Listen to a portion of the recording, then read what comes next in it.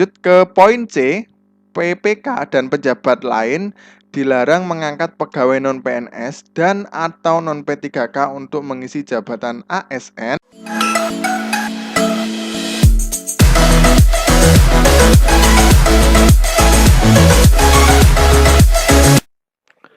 Assalamualaikum warahmatullahi wabarakatuh. Selamat datang di channel Kabar CPNS P3K Kesehatan.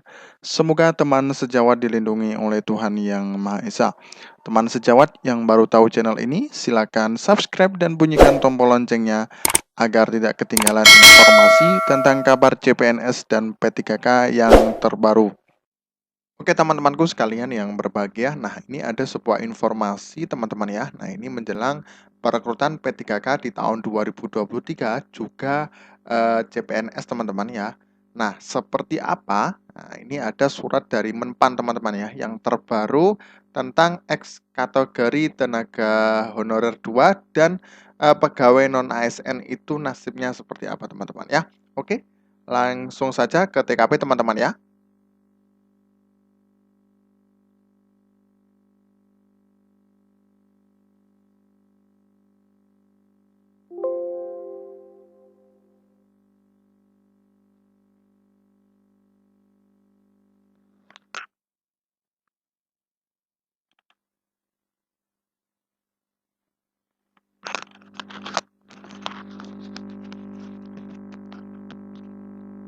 Nah, ini teman-teman ya. Nah, langsung dari Menteri Pendayagunaan Aparatur Negara dan Reformasi Birokrasi Republik Indonesia, teman-teman ya. Nah, ini tertanggal 25 Juli 2023. Nah, ini masih hangat-hangatnya, teman-teman ya.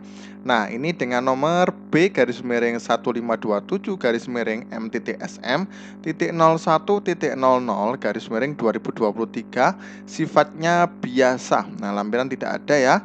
Hal status dan kedudukan XTHK2 ya, dan tenaga non ASN teman-teman ya. Nah ini sudah terjawab ya teman-teman ya.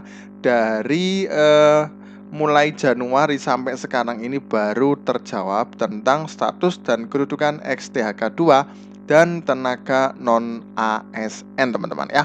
Nah ini yang terhormat para pejabat pembina kepegawaian atau PPK, instansi pusat dan instansi daerah di tempat. Nah ini pertanyaannya adalah berdasarkan peraturan pemerintah nomor 49 tahun 2018 tentang manajemen P3K, bahwa pegawai non-PNS dalam jangka waktu paling 5 tahun sebagaimana dimaksud pada ayat 1 dapat diangkat menjadi P3K apabila memenuhi persyaratan sebagaimana diatur dalam peraturan pemerintah ini.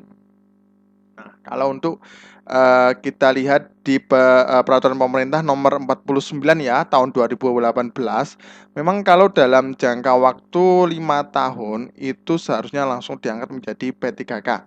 Nah, apabila memenuhi persyaratan sebagaimana diatur dalam peraturan pemerintah ini.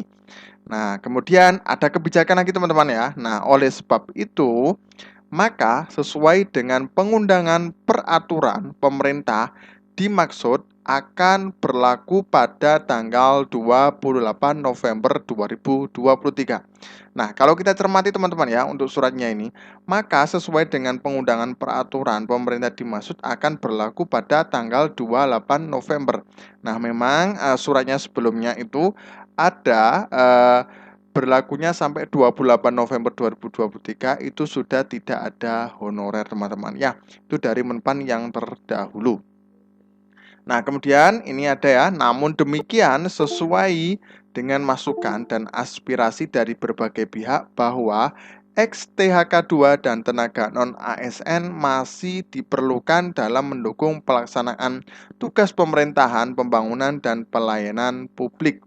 Nah, artinya teman-teman ya, jadi untuk XTHK2 dan tenaga non-ASN masih diperlukan untuk mendukung pelaksanaan tugas pemerintahan teman-teman ya. Nah, kalau memang dilihat dari suratnya sebelumnya itu tanggal 28 November 2023 itu tidak ada lagi yang namanya tenaga honorer, teman-teman ya. Nah, kemudian lanjut ke berikutnya teman-teman ya. Nah, ini sehubungan dengan hal-hal tersebut di atas bersama ini, dengan hormat kami mengharapkan kepada seluruh PPK ya. PPK itu adalah pejabat pembina kepegawaian, instansi pusat dan instansi daerah, agar melakukan langkah-langkah sebagai berikut. Poin A ya, nah PPK menghitung dan tetap mengalokasikan anggaran untuk pembiayaan tenaga non-ASN yang sudah terdaftar dalam pendataan tenaga non-ASN dalam basis data BKN. Nah, jadi teman-teman ya, nah PPK ini harus menghitung dan mengalokasikan anggaran untuk pembiayaan tenaga non-ASN yang sudah terdaftar dalam pendataan tenaga non-ASN dalam basis data BKN. Nah, harus mempersiapkan anggaran pembiayaan ya untuk tenaga non-ASN di instansinya masing-masing. Nah, karena yang sesuai dengan tenaga yang sudah ada dalam data di BKN.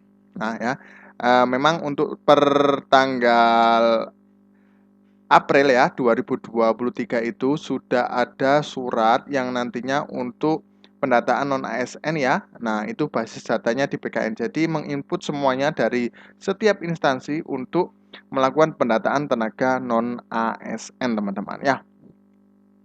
Jadi nyambung teman-teman ya untuk surat-suratnya teman-teman ya. Nah, kemudian poin B dalam mengalokasikan pembiayaan tenaga non-ASN dimaksud pada prinsipnya tidak mengurangi pendapatan yang diterima oleh tenaga non-ASN selama ini.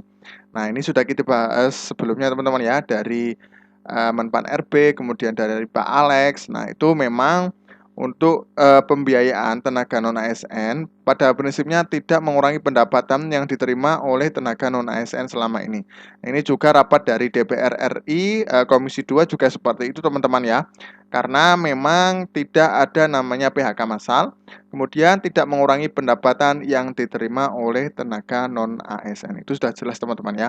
Nah, ini melalui surat resminya bahwasanya untuk setiap instansi harus seperti yang disuratkan oleh Menpan RB teman-teman ya. Nah, kemudian lanjut ke poin C, PPK dan pejabat lain dilarang mengangkat pegawai non-PNS dan atau non-P3K untuk mengisi jabatan ASN atau tenaga non-ASN lainnya. Nah, ini teman-teman ya.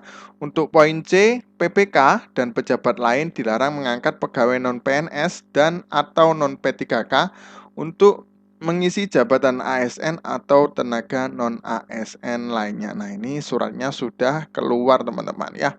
Nah, seperti ini.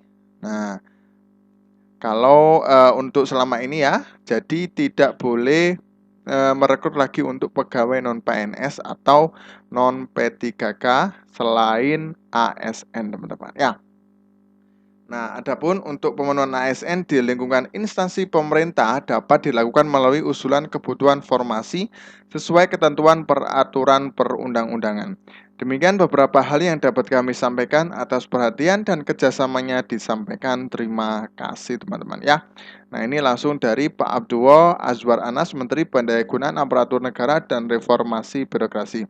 Nah, intinya teman-teman ya, jadi di poin 3 ini intinya bukan pengangkatan teman-teman ya. Jadi kalau memang untuk peraturan di pemerintah nomor 49 tahun 2018 itu memang dalam jangka waktu 5 tahun itu sudah dapat langsung diangkat menjadi P3K. Namun karena masukan dan berbagai aspirasi dari berbagai pihak ya, dari stakeholder yang menangani tenaga honorer ini teman-teman ya, jadi hanya akan memutuskan teman-teman ya, memutuskan untuk 3 hal ini saja, yaitu adalah P3K ya, PPK menghitung ya pejabat pembina kepegawaian nantinya akan menyiapkan anggaran untuk tenaga non-ASN yang terdaftar. Nah, kemudian B yaitu adalah mengalokasikan pembiayaan tenaga non-ASN prinsipnya tidak mengurangi pendapatan yang diterima selama ini.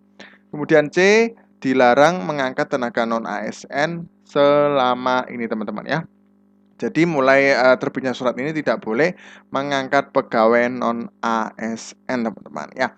Jadi sangat jelas. Nah, kemudian nanti nasibnya P3K ini apakah diangkat apa tidak nantinya tetap kayaknya akan seperti ujian teman-teman ya. Jadi nanti seperti ujian nantinya juga akan ada tes di tahun ini teman-teman ya. Kemungkinan September sudah dibuka teman-teman ya. Oke, terima kasih. Semoga bermanfaat teman-teman ya. Nah, semoga nantinya teman-teman P3K, teman-teman tenaga non ASN dan ex tenaga honorer K2 juga nantinya bisa masuk di P3K di tahun ini teman-teman ya. Oke, terima kasih. Semoga bermanfaat. Wassalamualaikum warahmatullahi wabarakatuh.